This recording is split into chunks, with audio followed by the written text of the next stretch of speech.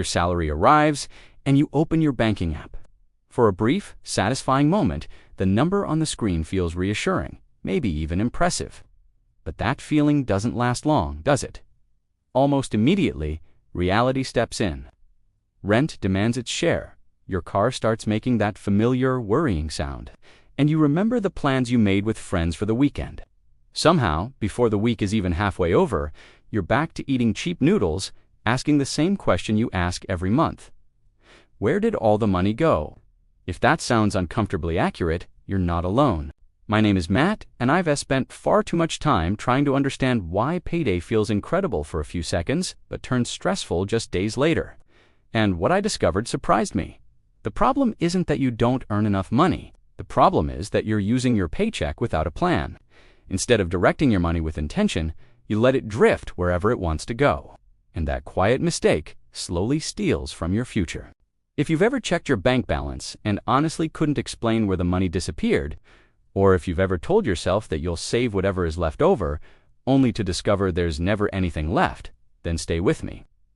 Today we're talking about a simple idea that can completely change how you think about money. It's called eating the frog on payday. Now, before you assume this is some kind of nonsense, let me explain. The phrase comes from a productivity principle popularized by Brian Tracy. The idea is simple: do the hardest and most uncomfortable task first thing in the morning. That task, the one you delay and avoid, is the frog. In work, it's the big project you keep putting off. With money, the frog is something most people never even consider doing, which is paying themselves first. See, most people follow the exact same pattern when their paycheck arrives. They pay rent, buy groceries, fill the gas tank, grab coffee, and cover minimum credit card payments. Then, if anything somehow remains, they think about saving it. But here's the truth. If you wait to save what's left, nothing will ever be left. It's a law of personal finance. Expenses naturally expand to consume whatever income you earn. This isn't about laziness or poor discipline. It's just human behavior. Combined with basic economics, people who build wealth do the opposite. The moment money hits their account, before bills and before spending, they move money into savings and investments. They treat their future self like their most important obligation. They eat the frog, and frogs don't get easier to swallow with time. They only get larger and more uncomfortable.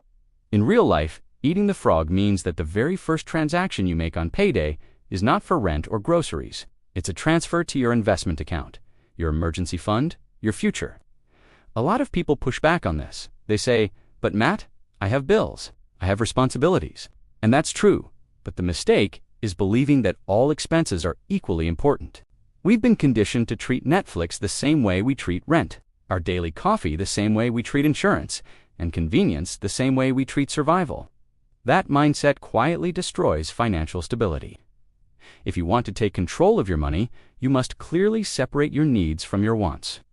True necessities are housing, food, transportation, utilities, and healthcare. That's pretty much it. Premium cable, delivery apps, and gym memberships you barely use are not necessities. They are comforts pretending to be essentials. A powerful rule of thumb is that your true necessities should not exceed 60% of your take-home pay. Not 80, not 90, but 60. Let's consider a simple example. Say you take home $4,000 per month. Rent might be $1,400, utilities $150, groceries $400, student loans $400, a car payment $300, insurance $200, gas $100, and a phone bill $80. That adds up to almost $3,000. Suddenly, you have less than $1,000 left for everything else. That feels manageable until life intervenes with dinners, car repairs, gifts, and unexpected costs. And then you're struggling again. Now, let's reverse the order. Imagine transferring $800, 20% of your take-home pay into savings and investments the moment your paycheck arrives. Now, you have to make the remaining $3,200 work. Suddenly, that expensive apartment starts to feel questionable. That car payment deserves a second look. All those little subscriptions start to seem unnecessary. Paying yourself first forces you to make smarter decisions everywhere else. Some people will say, "My rent alone exceeds 60% of my income." I hear you, but that's not an income problem. That's a lifestyle problem. And lifestyle problems require lifestyle changes. It might mean getting roommates, driving a cheaper car, or even moving to a different location.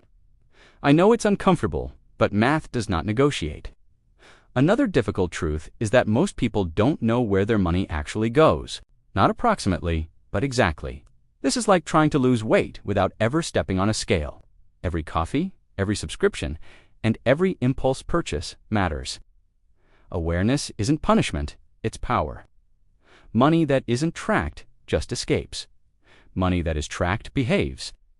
Once you understand your spending and commit to paying yourself first, your money starts to follow a clear, logical order. First, you pay your future self. Second, you stay current on all your debts. This doesn't mean paying everything off immediately. It means never missing payments. Your credit score is a powerful tool, and one missed payment can erase years of progress. Protecting it is not optional. The next step is building your emergency fund. This is not a vacation fund or a wedding fund. This fund exists for job loss, major car repairs, and medical surprises. You need 3 to 6 months of essential living expenses in a liquid savings account you can access easily. This fund is what turns a potential crisis into a manageable inconvenience and prevents debt from controlling your life. After that, you invest for retirement, regardless of your age. Saying, "I'll start later," is one of the most expensive financial mistakes you can possibly make. For example, investing just $100 per month starting at age 25 can grow into over $260,000 by retirement. If you wait until 35 to start, you cut that final amount nearly in half. Time is more powerful than money. If your employer offers a retirement match and you are not taking full advantage of it, you are literally refusing free money. Over decades, that decision can cost you hundreds of thousands of dollars. It's strange, isn't it? We spend small amounts of money daily without hesitation, but resist investing for a future we will certainly need. Aim to invest at least 10% of your gross income for retirement. Keep it simple with diversified index funds. There's no need to pick individual stocks or try to time the market. Consistency matters far more than cleverness. The final step in this system is to aggressively eliminate your non-mortgage debt. Choose one method and commit to it. The snowball method, where you pay off the smallest debts first, offers great motivation through quick wins. The avalanche method, where you tackle the highest interest debts first, saves you more money on interest in the long run. Honestly, the method you choose matters far less than sticking with it. And when you get a raise, avoid the trap of lifestyle inflation. Don't just let your spending expand. Instead, split the increase intentionally. Direct half of it toward your investments, part of it toward debt reduction, and then use the rest to consciously improve your lifestyle.